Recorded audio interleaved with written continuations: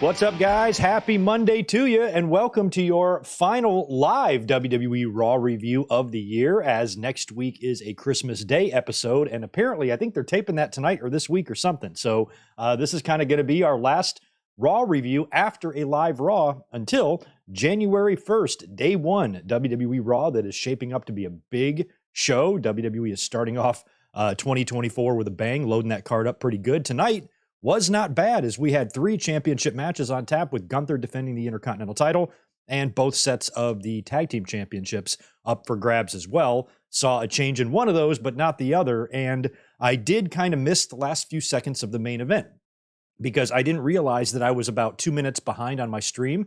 So then I tried to fast forward to kind of get live, but then the next show started and it screwed up and then I couldn't rewind any further back. It just really screwed it up. So I kind of saw the replay of the finish, but I was not aware of anything that took place after the match in terms of Damian Priest looking pissed or a botch by Julius Priest. I didn't really see any of that. So if anybody knows what Devin is talking about, or if you have a video clip of this you want to tag me in on Twitter, do that. But I didn't really catch the exact finish there. I saw the Brutus bomb, and then I saw the coup de grace onto Julius, who was trying to pin Damian Priest, and I think that's what led to the 3 count, but there's a 10-second gap in there where I didn't see what happened. So might have missed whatever you guys are chatting about there, but the tag team titles did main event the show tonight. I thought there was a good chance we could see a title change. I did. I think that Priest and Balor, if they want to set Priest up for a cash-in, maybe getting the tag titles off of him sooner rather than later would be a good idea. The Creeds have come in on a roll, but I also felt like it was a little bit too early for them. So I was basically going into this match equal parts wanting a title change and not wanting a title change. You know what I mean? I just felt like it would have been a little bit too early for the Creeds, nowhere to go but down. And I think that they would have more success, if they go into 2024 still trying to establish themselves. And I think with the little teases that we've seen with Cody Rhodes, that would be an excellent little faction, a nightmare family, Cody Rhodes' own legacy, matching Rhodes family logo jumpsuits, and they'd be like Team Angle or something. I would love to see that in 2024. So if the Creeds would have won the titles here, I just felt like they would have been going too fast. And we did hear a couple of months ago, we talked about it on the podcast here. We talked about the news of WWE screen and photo testing new WWE Tag Team Championship belts. And maybe that's something that could be presented to the Creeds if they get another shot at the titles, maybe early next year, or if we are going to ever consolidate those damn red and blue tag team titles, or if WWE has just got that idea on the back burner until they're ready to do something else with them. But as it stands right now, Judgment Day is still your tag team champions, and at some point they're going to have to drop those titles, and I'm wondering who it's going to be too if it's not the Creeds. It might still be the Creeds. They just might stretch it out a little bit longer. And if Damian Priest, Senior Money in the Bank, isn't going to be cashing that Money in the Bank briefcase in until that CM Punk and Seth Rollins match, whenever that happens, maybe at WrestleMania, or maybe even an Elimination Chamber type of thing, or even at the Rumble, we don't know. It looks like he's probably safe to hold on to the tag team titles at least for a little while longer. So we will see if they stack anything else up for day one on January 1st, a show that's going to be right here in San Diego. As of now, wasn't planning on attending the show, but shit, you never know. You never know. I might wind up being there. Luckily, it's 20 minutes down the road, so I don't have to decide the shit months in advance. I could probably decide the day before if I want to go to that show or not. So maybe I'll be there, maybe I won't. As of right now, I don't plan on going. I just plan on doing a review right here from the comfort of my own home, but we will see. It's looking like a pretty good card. And tonight was a lot of fun with the Intercontinental title match. The Miz, really laying it all out, leaving it all in the ring there. He did a great job, and Gunther is looking more and more unstoppable with each passing day and with each passing month. And this dude is the real deal. What amazed me, or not amazed me, is one thing I was thinking about a lot tonight during the show, was just looking at the gobs of wrestlers WWE has that are all doing great shit. I mean, think of the baby faces we have right now, the super over baby faces, the Sami Zayns, the Jey Usos, the Codys, the Owens, the LA Knights. CM Punk is back getting crazy reactions. We got people like Gunther at the top of his game, cementing himself already as one of the best to ever do it. And he's only been on the main roster for 2 years?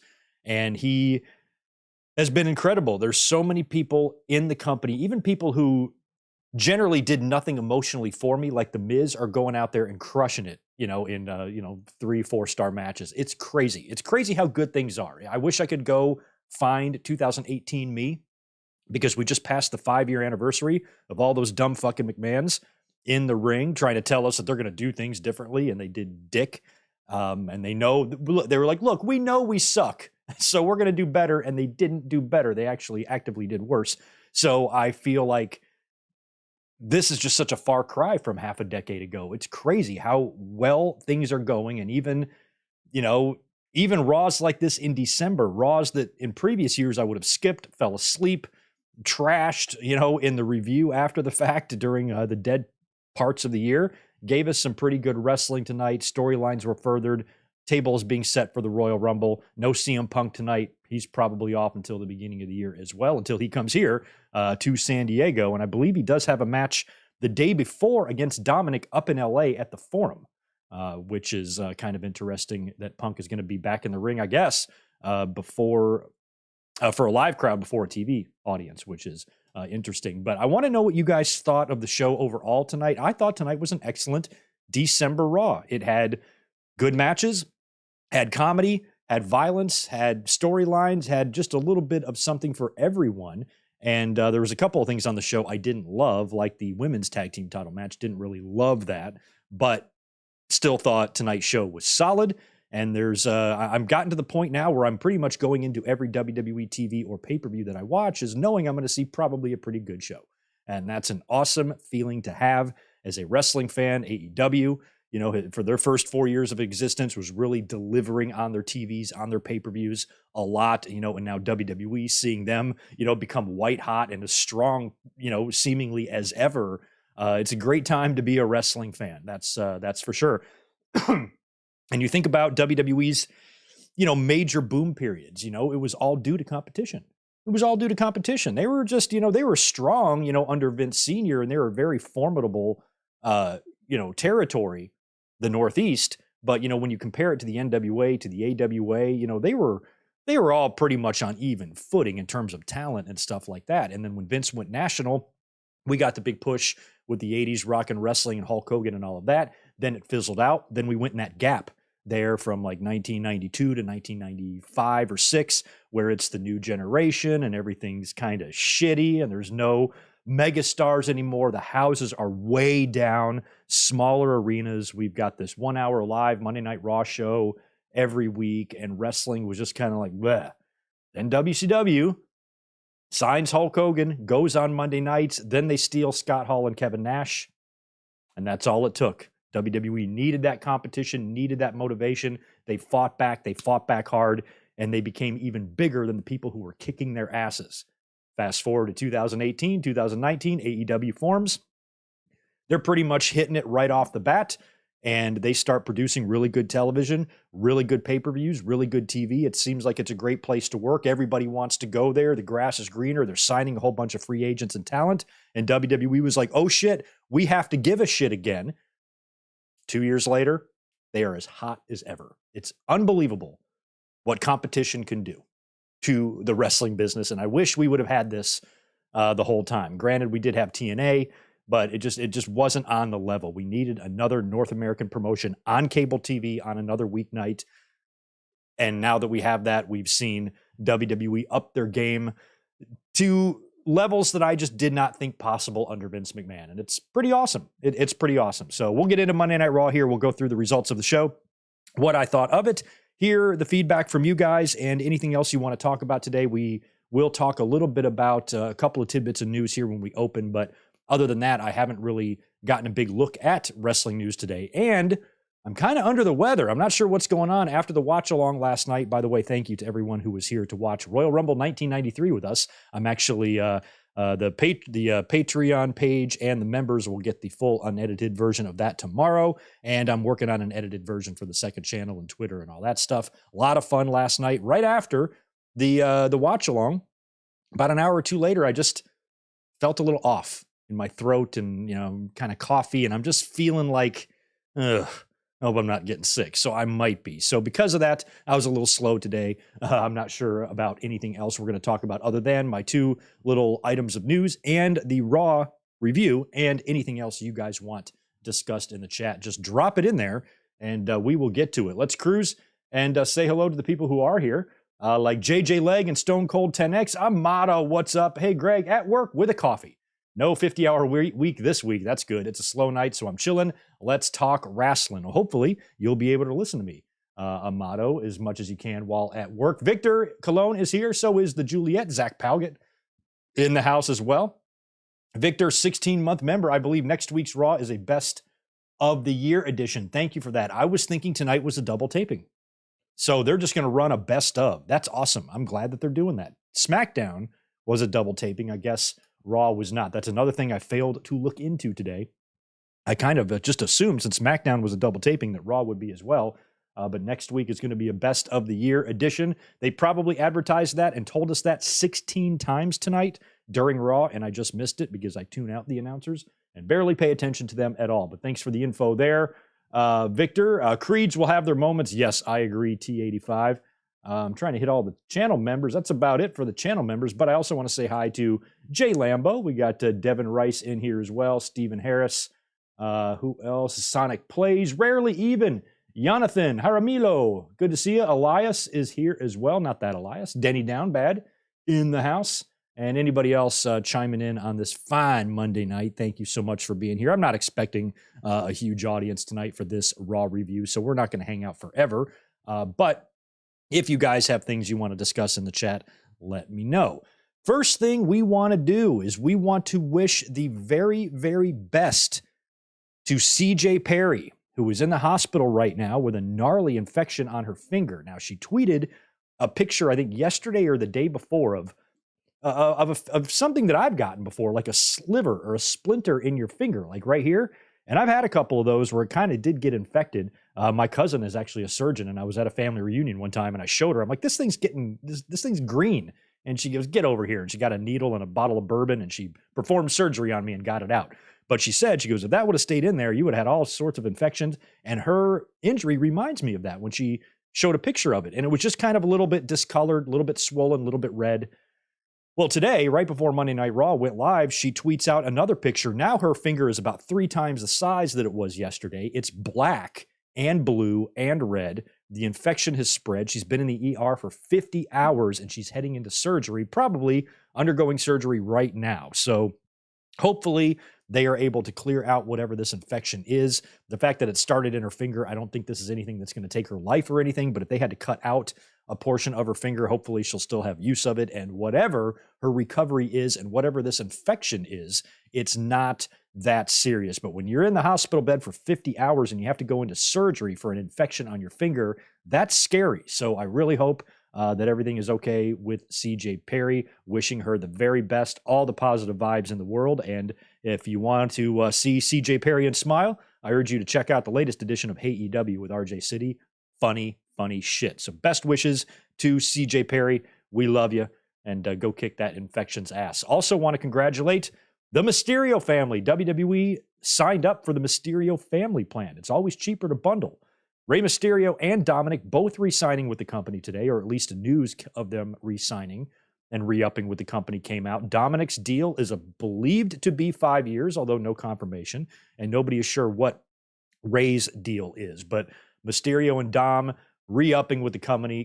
Dominic is a no-brainer. Dude's been doing great work all year. When you think about how many great and over baby faces and wrestlers we're seeing, in WWE alone, forget about AEW as well, but in WWE alone, think about the roster that little Dominic has to contend with. And the fact that he is a shining star, in a group of wrestlers that are pretty goddamn magnificent is awesome for him. It was just a couple of years ago. He was in the ring, not really doing a whole lot for us. I don't know about this kid.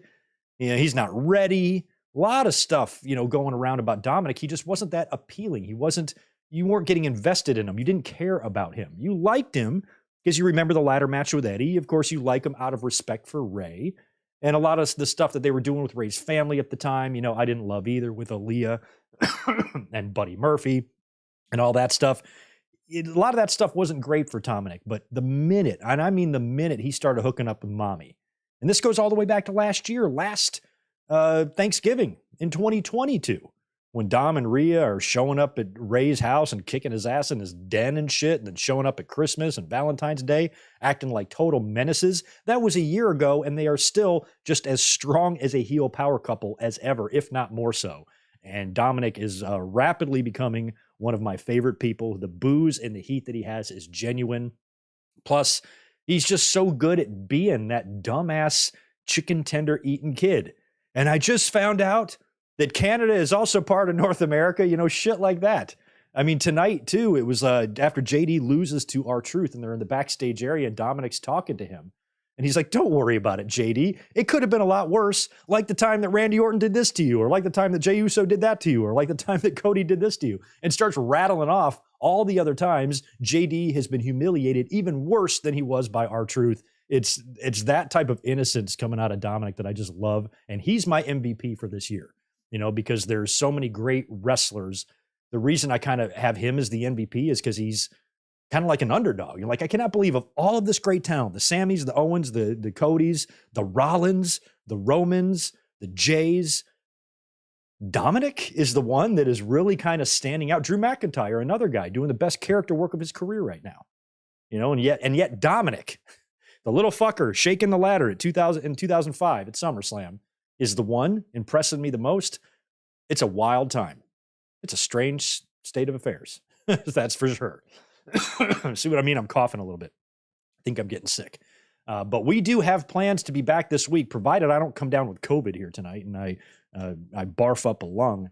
The plan on Wednesday at 5 Eastern, 2 Pacific, 3 hours before Dynamite goes live, we're going to watch In Your House Seasons Beatings. It's going to be a watch-along, daytime watch-along to make up for the next 2 Sundays we're going to miss. And we're going to watch Bret Hart and British Bulldog's bloody brawl from Hershey, Pennsylvania, along with the Hog Pen match. I think we have Owen and Diesel on that show. Pretty good In Your House. We're going to watch that live on Wednesday. Link is up on the channel right now, so save that for later. Why don't we get into Monday Night Raw? Let me do a refresh here. Do me a favor, please, and smash the thumbs up button. I think tonight's going to be one of those nights where we need likes more than ever. That's for sure. Green Pea, good to see you as well. Anybody else chiming in? Hello, good to see you. Thanks for being here. Let's start off with the Judgment Day, who opened up Raw tonight. They hit the ring first for a promo. We haven't seen, or at least last week anyway, Judgment Day didn't open the show, and that was kind of nice because I feel like we hear that Alter Bridge song open Raw every fucking week, or whatever the words are. So Judgment Day's out there, and Rhea's on the mic. They're all on the mic talking their shit. Rhea's talking about how they're going to continue to dominate all the way into 2024 and that stuff. R-Truth then comes out. Of course, R-Truth was finally kicked out, beaten down last week. But that didn't stop him. He came out anyway, and he says that the Judgment Day beat him in.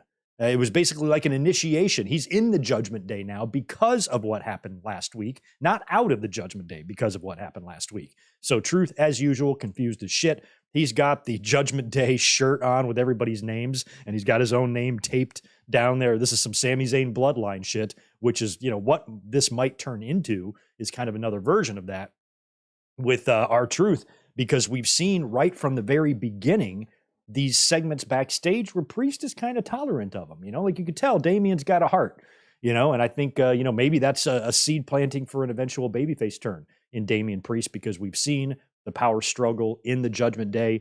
Damian Priest seems to be the one that really takes things the hardest, especially if he feels like he let the team down. He seems to have accountability. He doesn't make excuses, and these are all qualities, that you would find in a babyface. And the fact that he's kind of tolerating R-Truth, I thought about that a couple of weeks ago. I'm like, that just might be a little hint there that Damian, at the end of the day is a good dude. But then last week he fucked R-Truth up. R-Truth wasn't even that mad about it. He understands that that's what he has to do to get into the Judgment Day. But he goes, some of them hurt though. Some of them shots stung. He said some of them licks hurt, which was funny. Like, you didn't have to go that hard on me. And he said that he knows that Damian Priest likes him. And that's when JD gets mad. And he goes, you're not even in the Judgment Day. And he's like pointing to the shirt, the very shirt that doesn't even have his name on it. And he's acting like R-Truth doesn't belong. And I don't know what's going on with the little fella wearing the Tupac bandana. Stop it. Stop. I'm white and I know how bad that looks. So you need to knock that shit off, you little big-headed fucker. So he's got the little thing on. You're not in the Judgment Day. And then R-Truth suggests that they should do something like have a Miracle on 34th Street fight, or Miracle on 34th Street fight. And then JD's like, hey, idiot, they've been advertising that match all week. That match is actually next. And then R-Truth gets on his phone and asks Siri how far away 34th Street is so he can go there. And then JD's like, no, it's happening in this ring right now. And I think we go to a commercial. We come back and it's R-Truth and JD McDonough in one of those Miracle on 34th Street fights. You got Christmas trees and presents all over the place. And you can basically do anything in this match, chairs, tables, it's all legal. R-Truth wound up getting the win. Now, before this match started, they kind of loosely agreed upon a loser leaves Judgment Day match. So the loser of this match is going to be kicked out of Judgment Day, but the announcers kept referencing that that's not an official stipulation. They just kind of added it last minute. R-Truth got the win.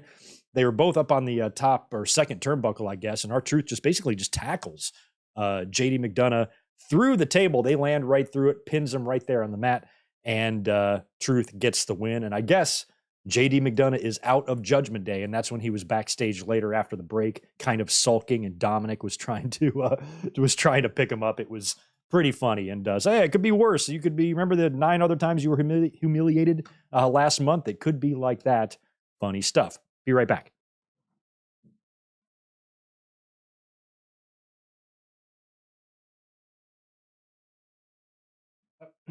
Thank you. I had to give my nose a little blow there. I can tell I'm getting sick. Don't you hate that? What was next? Oh, Nia Jax. So Nia Jax is out next. She comes sauntering out there. They give her the make your entrance and then sit through a fucking commercial break treatment again. Seems to happen to her a lot in WWE. So she's out there basically to cut a promo. She talks about Becky Lynch. She wants to fight her. Or I'm sorry, she's talking about Becky Lynch. Becky Lynch interrupts, and Becky wants to fight.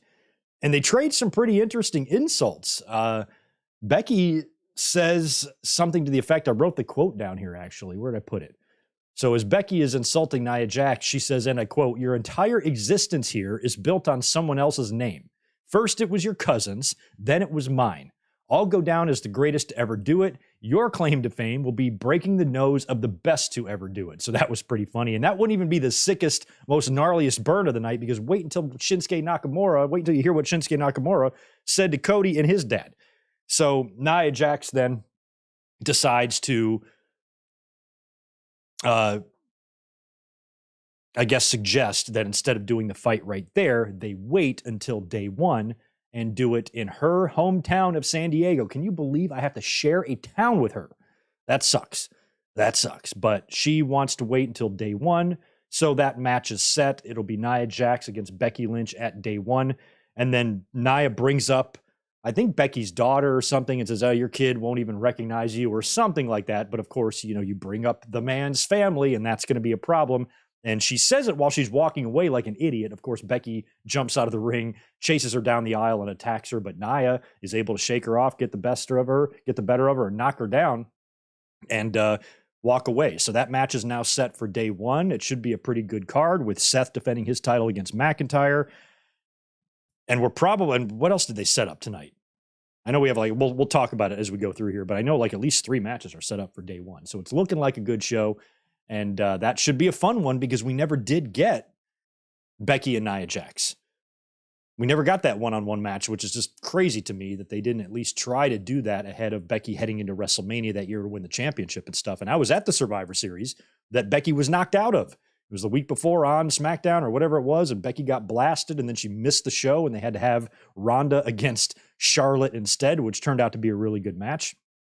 And that whole thing led to the rise of Becky Lynch as we know her. So now we're finally, all these years later, 5 years later, getting a match between Nia Jax and Becky Lynch. It's taking place right here in San Diego, so it feels fitting, like I should be there. So we'll see how the next 2 weeks go. And then 45 minutes into the show, it is time for the Intercontinental Championship match. Gunter defending against The Miz again. Now, there's a stipulation here that says if The Miz fails to win the title, then he can never challenge for the title again as long as Gunther is champion. So it's just one of those, not a big deal.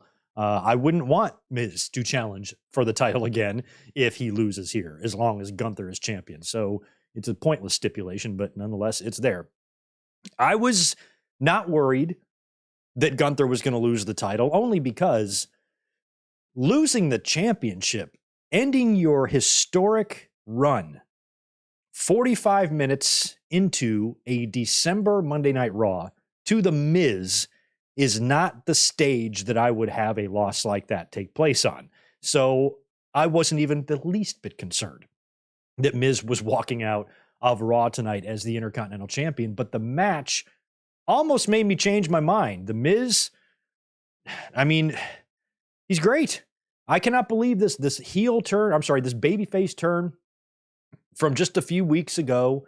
And I was like, oh, great, they're going to turn the Miz face again. Yay, whoop-de-doo. Good luck with that. Like, nobody's going to give a shit. 2 weeks later, Greg gave a shit. That's how good they did with that. This is not the same man that got beat and pinned by Snoop Dogg at WrestleMania. This is a different guy. And we've seen Miz have flurries of greatness before. We've seen him hold the Intercontinental title many times. As a matter of fact, had he won here tonight, he would have either tied or broken Jericho's record. Michael Cole gave Jericho a nice shout out as being a former 9-time Intercontinental Champion. And he also referenced a World's Strongest Slam later on in the show. So we got a Jericho and a Mark Henry shout out by Michael Cole tonight. So, Miz, even though he's a very decorated champion, this is the most I've ever really cared about his ring work. He had that good little program with Dolph Ziggler back in 2017 that I really liked. He's had a couple of other matches and moments that I haven't hated. But overall, I'm not like the biggest Miz fan, really, at all. And I did not want to see him become Intercontinental Champion. When he got the shot at Survivor Series, I thought that was weird. I was like, why? Why? I feel like anybody you put in front of Gunther right now should be somebody who the fans actually think can beat him. I don't think anybody really thought The Miz could beat him. But The Miz had a good showing at Survivor Series. And I would argue, you guys can tell me if you agree or not, that tonight's match was every bit as good, if not better, than their match at Survivor Series. And a lot of that is a tribute to Gunther. That's the best Miz match that I've seen in years. So Gunther's got a lot to do with that as well. And I think Gunther here having another kind of dominant performance is what needed to happen. But Miz took him to the limit. Smart by The Miz. They even referenced that he's been studying catch wrestlers like Billy Robinson and others, taking Gunther's legs apart early in the match. And then later on, when they're brawling on the outside, Gunther misses a slap, hits his arm on the ring post, and then Miz starts working the arm and the hand for a good portion of the match. So he's trying to take out the wheels and the body parts and the limbs and all of that. We had a really close skull-crushing finale kick-out. Miz hit it on Gunther, and I didn't think one skull finale would do it, but I was worried when he hit it, and I got a little nervous there for a minute because I don't think it was on the skull-crushing finale move. I think it was one before where it was a really close 3 count. Like Gunther just wasn't in position to kick out right, and it looked really close, and I think that's kind of what got my nerves going. Then Miz hits the skull-crushing finale, but Gunther is able to kick out, and then a little bit later, he hits a second rope skull-crushing finale, and in any other universe, I would say that's going to be the finish there. But luckily, the minute he hits it, he kind of bumps, and he's a little bit far away from Gunther, so he's not going for the pin right away. Had he gone for the pin right away, probably would have had a new Intercontinental Champion. But he hit the move. He then falls. Gunther then rolls to the outside of the ring, and as soon as he did that, I'm like, okay, good. Okay, good. Because if The Miz was going to win tonight, if WWE was going to belt him up, that's what the finish would have been, that second rope sculler, So the fact that Gunther survived that, I'm like, all right, we're okay. And it didn't take long after that. Miz chased him to the outside, threw him back in the ring. But as Miz gets back in the ring, Gunther's already up, and he just grabs right a hold of Miz and boom, power bombs him. Picks him right up, hits him with another one. 1, 2, 3, dominant victory. Gunther retains. Miz with a hard-fought effort, but in the end, 2 power bombs did him in, and that was a really good, really fun Intercontinental Championship television match. Oh my God, how good does it feel to say that? And it's been something that's been synonymous with Gunther since he's been the champion. He is proving that he is one of the best. I think you put this guy on any stage with any opponent, he is going to deliver and probably outperform the person he's in the ring with, or at the very least, bring the very best out of his opponent. I think Gunter has got everything from top to bottom that you look for in terms of a ring general, to be honest. So, the name fits him because that's really what he is. And he's pulling good matches out of The Miz. This is awesome chance. Every time these guys have had a segment or a match together, we've heard this is awesome chance. Even some of the promos, the Miz TV stuff in the early beginning there. Gunther was doing so well, you were getting behind The Miz. You wanted to see The Miz kick his ass. It's excellent stuff. It's great stuff. So I could not have been more pleased with the Intercontinental title match tonight. Gunther retained, thank God. And now you have to start asking yourself, who the hell is going to beat him? I wasn't thinking it was going to be The Miz, but at some point you have to start thinking about getting the belt off of him. And I've been holding out hope ever since the Gable feud that was going to happen. But once that was over, Gable seems to be going right back into his Alpha Academy thing and a lot of those comedy skits backstage, not doing a whole lot. Doesn't seem like he's being taken seriously right now. And that's a shame because he would be my pick. He would be my pick to take the title off of Gunther, but they haven't been doing a whole lot to build up Gable at all since all of that. So I would like to see him get rolling again. Later on in the night, Adam Pearce was joined by Bronson Reed or approached by Bronson Reed, who wants to be Gunther's next challenger. So maybe it will be him. But at this point, now that CM Punk is back, I don't know what you do with Gunther. What do you guys think? Does he remain Intercontinental Champion all the way into this year's WrestleMania? How crazy that would be. Maybe that's where he finally loses it. A lot of fans think that he should wrestle Brock Lesnar at WrestleMania, but this might have to be a WrestleMania that Brock takes off. Because if Brock was to come in and face Gunther, I would want Gunther to beat him. But last time Brock was on TV, he was losing to Cody. Little handshake, little endorsement. I mean, is that going to be Brock's deal now? He's just going to come in to lose? I feel like Brock is going to be doing more jobs than victories at this stage of his career, but at the same time, you can't have him coming in winning, losing every match. That's why he faced Omos at WrestleMania. So there just wasn't another loss for him to take. And I feel like if you do Gunther and Brock, that's just going to be another, rocket strapped to Gunther to put him over even more, get him a victory over Brock. But do you really need that? Gunther is a made man. I feel like many fans already feel like this guy is a main eventer. He doesn't need to beat Brock to get to that point. So I think the Brock match, while Gunther and Brock happening absolutely needs to happen at some point, I don't necessarily think it has to happen at Mania. I think you can continue rolling with Gunther in some other way at WrestleMania and maybe do a showdown at SummerSlam. You get CM Punk versus Roman Reigns and Gunther versus Brock on that SummerSlam show. I think that might be pretty good. So I'm in no rush to see that. So then does Gunther stay champion all the way into WrestleMania? And if that happens, because you know how fans are all of a sudden they're going to start thinking, because there's a lot of fans that just don't like long title runs. They don't like it. They have no attention span for it.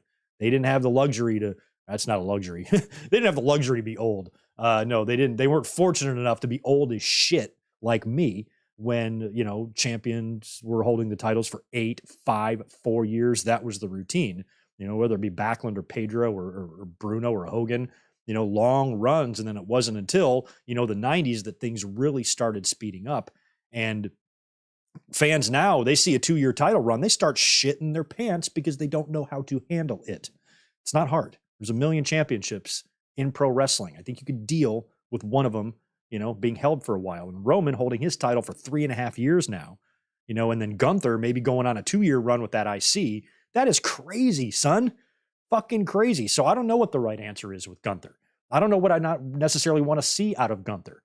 I feel like, do you want Gunther to take a loss at WrestleMania? Like, if you're going to get the IC title off of him, like, let's say you're going to have Chad Gable beat him, is that a match you put at WrestleMania, or do you put that match before WrestleMania and then you have Gunther beat somebody else? Like, if Gunther doesn't face Brock, maybe he faces who Brock faced last year.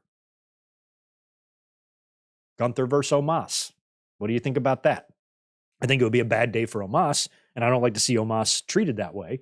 But he's an attraction. He's 9.5 feet tall. you want to get somebody over is, a strong badass beat a 9 foot tall guy.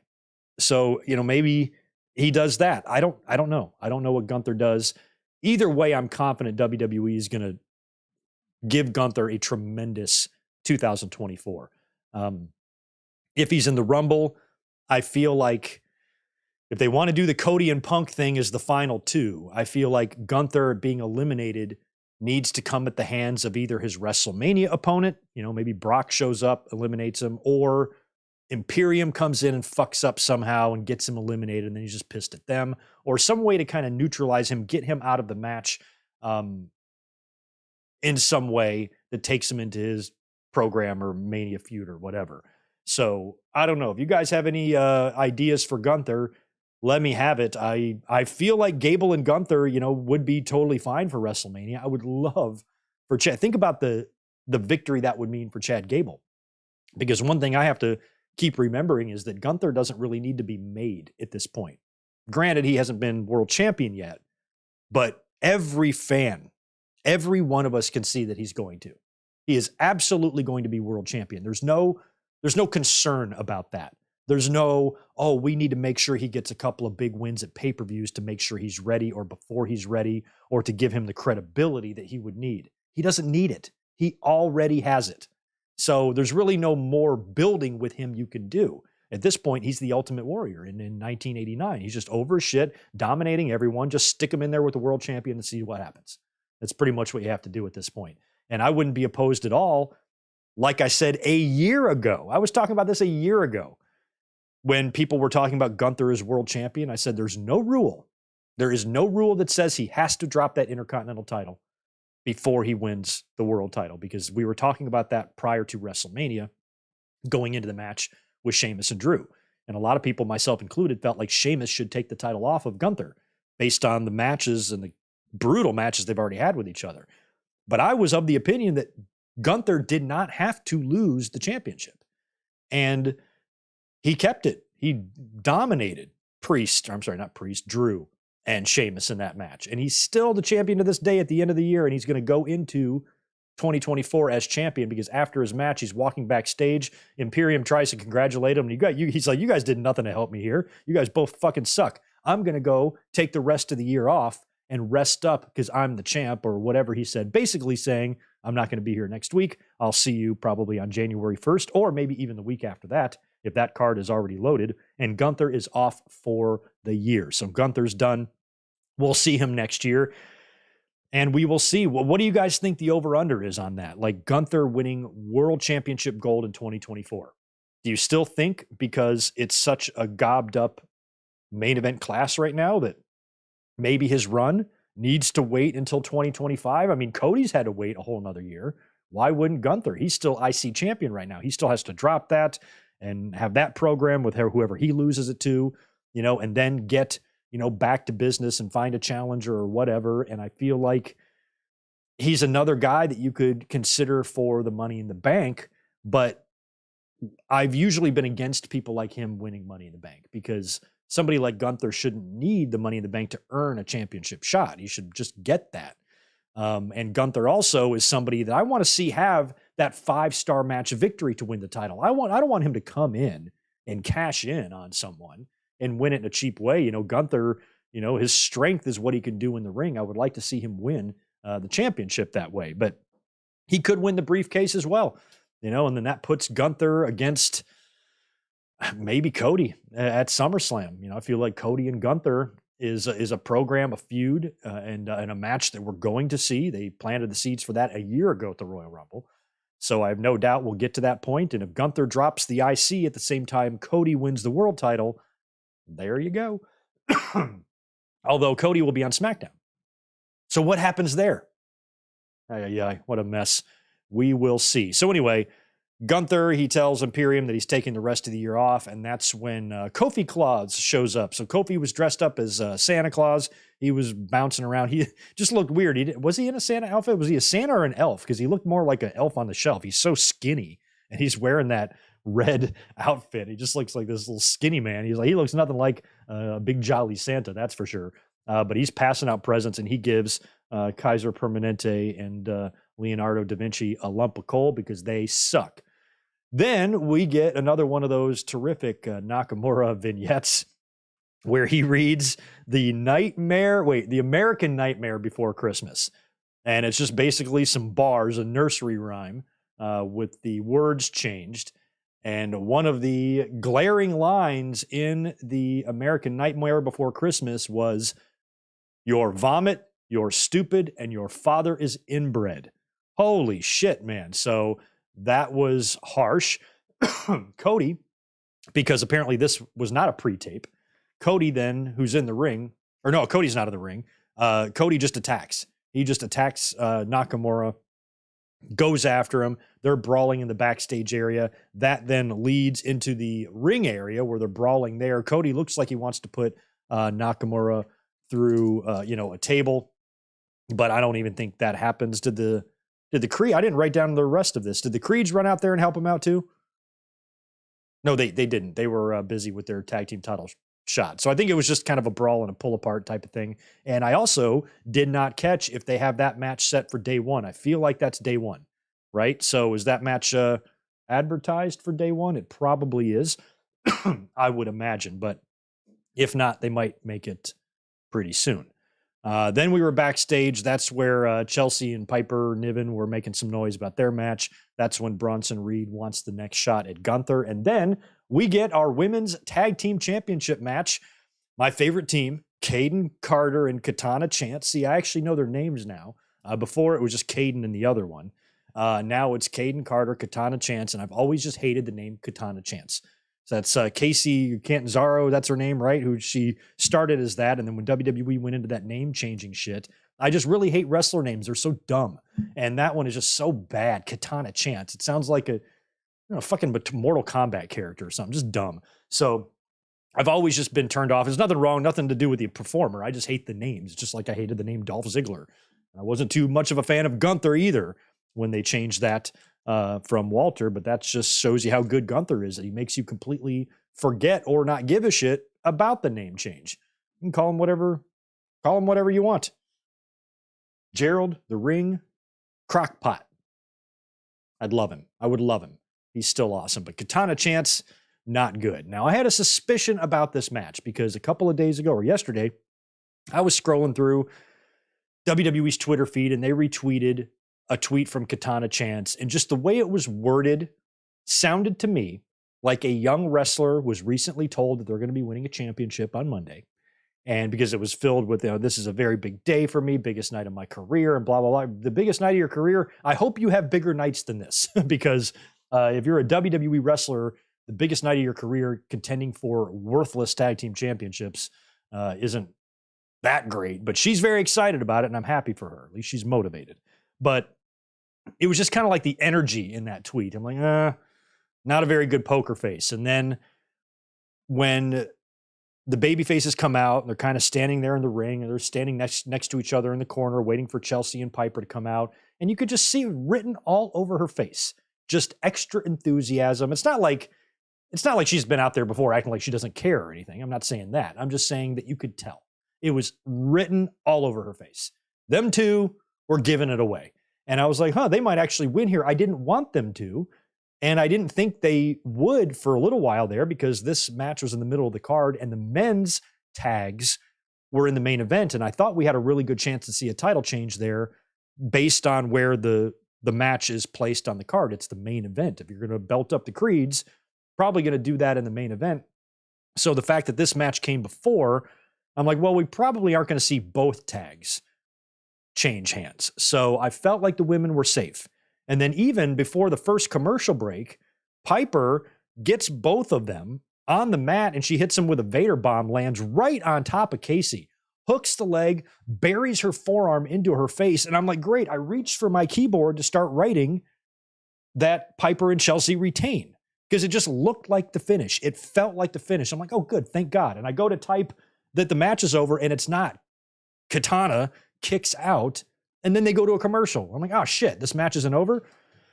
So when we come back, sure enough, we get an upset victory here. Katana and Caden, they hit for their last call or last ride move, whatever the fuck it is, on Chelsea Green. They pin her, win the tag team championships in an upset. And while I'm always going to be happy to see young talent achieve a goal, that's their first championship. They were NXT tag team champions, so they have had a belt before, but this one technically is a bigger belt. I'm happy for them, but I haven't given a remote shit about those championships since they were created, ever. Even during the times when like Bayley and Sasha had them and stuff, those titles have been always a joke to me. I don't even remember half the damn tag team champions they've had. Sometimes Michael Cole will reference two women being former WWE tag team champions, and I'm like, I don't even remember them teaming up. Those belts mean nothing to me as a fan. They're worthless. They're a joke. They've been a laughing stock. I think they need to be dumped, redesigned, and relaunched in a year. I really didn't think there was any saving them for a while until WWE brings back in Miss Chelsea Green, who from day one coming back into the company the second time, just immediately connected, had a presence to her, had a great gimmick. And once they put the tag titles on her, I was like, I want to see her do the Christian thing. I want to see her just act like she's the tag team champions and walking around never defending them. People are like, oh, she's never defending the title. I'm like, I don't care. It's not entertaining when they are defending. Like, I don't give a shit. Never defend them as far as I'm concerned. What I care about is liking the tag team champions. And Chelsea's great. Piper's great. I thought they were great together. And, after the Sonya Deville thing that could have really, derailed it, it didn't. And I've really loved Chelsea, and she can still be Chelsea. She can still be annoying. She's going to be very pissed now. She's been calling Nick Aldis and Adam Pearce every damn day, 24/7, trying to secure a rematch. They very well might win these belts back at day one. I kind of hope they do. But having Kayden and Katana win, there's positives there because they are an actual team. One of the biggest gripes I've always had with tag team wrestling, men or women, is that you don't have actual teams. It's two fuckers slapped together, and that drives me nuts. You need teams. Teams are the best. Back in the day, I used to watch teams, the Bulldogs, the Hearts, the Bees, the Islanders, Demolition, the Road Warriors, Tully and Arn, Midnight Express, Rock and Roll Express, the Rockers. Teams, two people that form a team. They call it tag team in wrestling. Those. And that's what I like best. So at least Kayden and Katana are that. I'll give them that.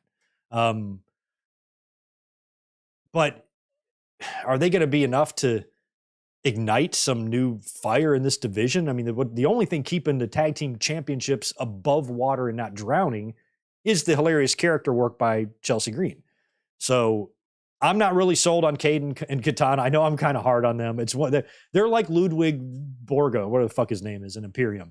The haircut. I reserve the right every year to irrationally hate 3 to 5 wrestlers, where I am just going to concede that I'm being an idiot. I don't have any reason for not liking them. I just don't like them. I allow myself to be 5% a fan every year, like an actual fan, where I can just make have ridiculous beliefs. So Kayden Carter and Katana What's-Her-Fuck and Ludwig's haircut, I just don't like them. I don't like them. I don't like seeing them on TV. They do nothing for me. But congratulations anyway to the two of them. We'll see how long they hold on to the belts, and we'll see how much of a stink Chelsea Green makes over this. And maybe this is the end of the alliance with her and Piper, which I felt like Piper was kind of a placeholder anyway. Maybe this is a way to get Chelsea to another level. Maybe push her as a singles, but I liked her with the tags. We'll see what happens with them. Let's see. What's this hot take from Mike Witt? Mike, yes, I got to figure this out. I know I can do it, Mike. I'm going to gift you a membership somehow. I just don't know if I can do it from right here, but I'm going to get you hooked up somehow, Mike. But I'm glad you're back. Hot take: the best champion in the company is Dragunov in NXT. I mean, I'd be willing to hear a take like that if we didn't have a Gunter right now running around WWE as, the longest running Intercontinental Champion of all time, a title that was created, in the 70s? How old's that title? 70s or 80s? When did it come in? Maybe 81? I mean, it's a 40-something-year-old championship. And Gunter, a current wrestler, is the longest running champion, and he's been having amazing matches every time. So I think Gunter is the best, but Dragunov, is fucking awesome. Dragunov has a victory over Gunter himself, does he not? So nothing wrong with that pick, but man, the main roster's got some champs right now. Even Roman. I like Roman. Seth. Look what Seth's doing. Seth's had a great run. Speaking of Seth, we're not here yet. I thought we were going to go to Seth. We're going to Tozawa next. Tozawa, this was stupid. He took on Ivar one-on-one backstage. This was set up. It was like Tozawa, and he's talking to Adam Pearce, and he says something like, I want a match, and he's like, with who? And he's like, with him. And then like Ivar just shows up. Was he just standing there the whole time waiting for his cue to be pointed to? And walked in, and then Pearce is like, okay, fine, go out there. So it's Tozawa versus Ivar. Ivar wins with the world's strongest slam from the second rope. Maxine and Sarah Logan got into it, whatever the hell her name is out there now. They got into it a little bit, and Ivar squashed Tozawa. No big deal there. Now it's time for Seth Rollins' promo. He came out there all bright green, dancing around, looking like $1,000,000. And this was really good. He referenced and talked about the promo with CM Punk last week. And we know that CM Punk probably will not be around until the day one show. So he wasn't advertised. Nobody was really expecting him tonight because if he was going to be here, I think WWE would have let us know 10 trillion times over the weekend to tune into Monday Night Raw to see what CM Punk was going to say.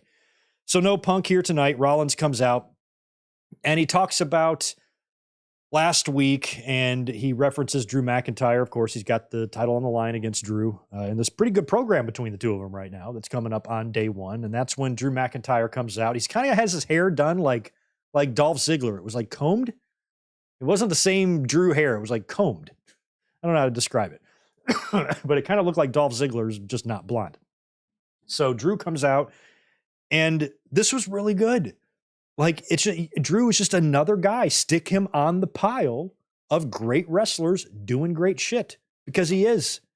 And I wasn't really totally paying attention until he started bringing up his family and stuff, and he talks to Seth in a very kind of somber tone, and talks about his desire and his need to be world heavyweight champion, because sometimes we have family, who is sick, who is ill, and mentioned his mom or Seth's mom, somebody's mom.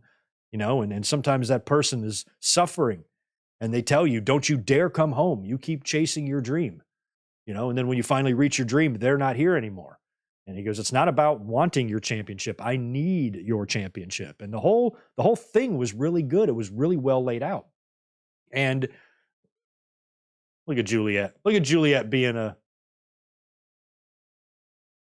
Juliet hooking up Elizabeth. Thanks, Juliet. Very nice. Elizabeth's downstairs right now. I wonder if she'll get a little notification on her phone that she is once again a member of our club, because we don't let all the girlfriends in, only sometimes. So you got to be a member, and you got to know the secret handshake. But anyway, what the hell was I talking about? So yeah, McIntyre talks about all that, and I thought it was really good. Like what he was saying, you kind of understood. You understood where he was coming from, and that's what makes this kind of heel turn of his so interesting and so successful, is because he's right in a lot of what he says. But then again, so is Seth Rollins, who barks back at him and says, look, man, I don't really know what to think. Part of me wants to take you at face value here for what you're saying to me, but your actions are not lining up with what you're saying. And goes on to say that, dude, at the end of the day, we're all responsible for ourselves. We're all accountable. Your problem is you're blaming everybody else for the failures that you caused. Basically, if you want to blame somebody, look in the mirror, and what's making things difficult for me and why it's hard to respect you is because you aren't taking responsibility for yourself and your career, and you're feeling that it's everybody else is to blame other than you, and maybe you should, take a good, close, hard look at yourself in the mirror. And if CM Punk wasn't around right now, and we weren't heading into WrestleMania, I would say Drew would be a perfect guy to take the belt off of Seth Rollins. And maybe he still is. Because one thing about Rollins and Punk, that doesn't necessarily need the championship. So you could go in a different direction here. You could have McIntyre, beating Seth if you wanted, and then maybe Rollins wins it back from him or something before Mania or something like that. Or McIntyre takes the title in to WrestleMania. But I think the Rumble winner and all of that and what they probably have planned for WrestleMania might be ruling McIntyre out to win the championship. But What I'm hoping is maybe whatever happens at day one could perhaps lead to a rematch, because you have to wonder, Seth is going to have to wrestle somebody at the Royal Rumble. He's in the middle of a program right now with Drew McIntyre. So what makes more sense? Having a rematch with McIntyre at the Royal Rumble, or being completely done with Drew McIntyre and having time to set up a new Royal Rumble match in January? So I feel like maybe something happens at day one and we get the rematch at the Royal Rumble. Hell, Priest could be factored into this. I don't know. But if there wasn't so much WrestleMania, kind of uncertainty, and this program would be taking place in September or in May or June, I would be like, McIntyre might win this title. But here, I'm not really sure. I feel like Rollins is probably going to carry this thing at least into the Royal Rumble, and probably have a couple of title defenses along the way before he even gets to WrestleMania. So Punk and Seth, Mania might be too far away. It might be the Royal Rumble, but Punk is already going to be in the Royal Rumble. It might be Elimination Chamber. We don't know. But anyway, the words that Rollins says back to Drew kind of piss him off. He goes to attack Rollins, but Rollins sees it coming, throws McIntyre outside the ring. He does a big dive onto McIntyre. McIntyre takes control, grabs a hold of Seth, and in one of the gnarliest spots I've seen on TV in a while, this is Darby Allin level shit here. He picks up Seth in an Alabama slam. You know what that is, right? With the guy's legs and he's hanging backwards behind you and you flip him face forward, basically like you're swinging a folding chair, but you're swinging a person. He does that onto the steel steps, and not onto the steel steps broken apart with the flat part, but onto the part that you step on, the steps, and just face first. And it was fine. It was protected, but I'm like, that is gnarly. An Alabama slam in general scares me because you just get so much momentum going down. It's even worse than a power bomb. And so taking one of those face first onto steps, that's crazy. That's a wild spot, but I loved it. Rollins went down, and that's an excellent little teaser and setup there to their day one match. Good segment all around. Loved it. Very much loved it. After that, we had Santa Kofi back out there. He's back in the ring dancing around. Imperium shows up and attacks him, starts kicking his ass for giving them the coal backstage earlier on. Jey Uso runs out to make the save, and he then calls out Ludwig Kaiser right there. Says, let's have a match. We go to commercial. We come back. It's Jey versus Ludwig. Kofi comes back out to help out for this, and Jey Uso winds up hitting a spear and then hitting Kaiser Permanente with the splash for the win. And Jey Uso wins with the whole yeet chant. He is super fucking over as well. And I'm loving the shirt. I was blinking my eyes. I'm like, why are they blurring his shirt? I was like, did Yeet get in trouble again? And I'm like, nope, they weren't blurring his shirt. The shirt is blurred. So it's a pretty cool Jey Uso shirt with Yeet all blurry on it. I thought I was tripping there for a minute, but that was fun. And Jey got a little pickup win on Raw tonight. So I was wondering what Jey was even going to do on the show here, and just getting involved with Santa Kofi, I guess that was enough. Main event time. Tag team titles on the line. Priest and Balor defending against the Creed Bros. This was a good match, but like I said, I missed the ending because I wasn't recording the event, but I was watching it on a stream where you can rewind and fast forward. So it gets to the end. I look at the clock and it's like 7:59. It's like 1 minute till the end of the show. So 10:59 for y'all East Coasters. It's a minute before the show is ending, but it looks like we're mid-match. And I'm like, what the fuck's going on? And I realize, I'm behind. I'm about 10 minutes behind. So I try to catch myself up, but by then the next show has started. So I catch like just the end of the replay. So I saw how Balor came off, how Julius, I think, was trying to pin Priest. Balor came off with the coup de gracie, hit him. And the next thing I know, I saw Damian Priest pinning Julius. Somebody mentioned at the beginning of the stream here, something about Priest being mad or a potential botch or something. I didn't really catch that. But the Judgment Day survived and retained the tag team titles. I think that's good. I didn't really want to see them drop the belts yet, so I'm glad they kept them here, because I think that keeps things interesting going into Royal Rumble time. And plus, it doesn't fast track or hot shot the Creeds too much. I think they are too talented to get too excited about. They're the real deal. They're young. You have all the time in the world to make these guys whatever you want to make them.